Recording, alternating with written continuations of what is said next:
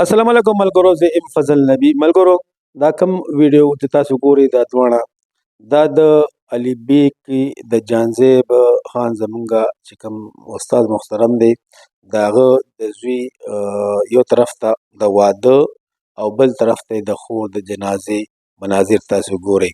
ملګرو، لکه څنګه چې وایي چې دغه چې کوم دی نو غم خادي چې کوم دی هغه رور خور دی. نن همدغه شان بالکل هماغه شان خبره وه.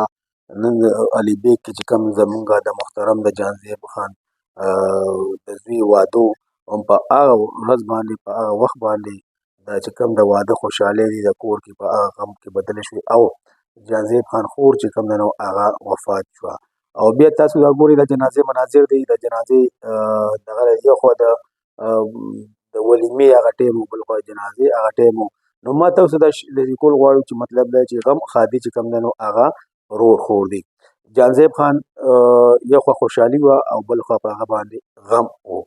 غم د خور چې کوم دی نو هغه د خور بیبي دغه مرګ چې کوم دی نو هغه لویه صدمه وه. هغه جانزیب خان یو خوا د خلکو نه هغه لاسنیوکو دغه کوله دعا غوښته جنازه کې، او بل طرف ته بیا هغې نه بعد چې کوم دی نو هغه چې دا خبر دغه شو نو بیا په کوم ولیمه هغې انتظامات کړي وو په شادي خال کې، نو هلته بیا خلکو نه مبارکي اخیسته.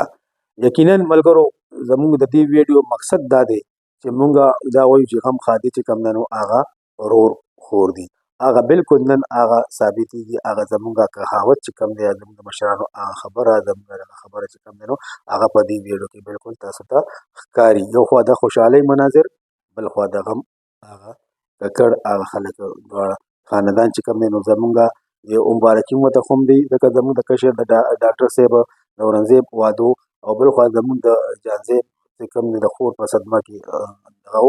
نو مونږ دعا کوو چې دا لوی عظیمي صدمه چې کوم دی نو هغه د خدای پاک د هغه د خور د وسپارلی شي، او بل خوا چې کوم دی نو جانزیب چې کوم دی نو هغه د زوی په خوشحالۍ کې چې کوم د واده وشو نو هغه دې خوشحالي دي نصیب. ډېره مهرباني. والسلام.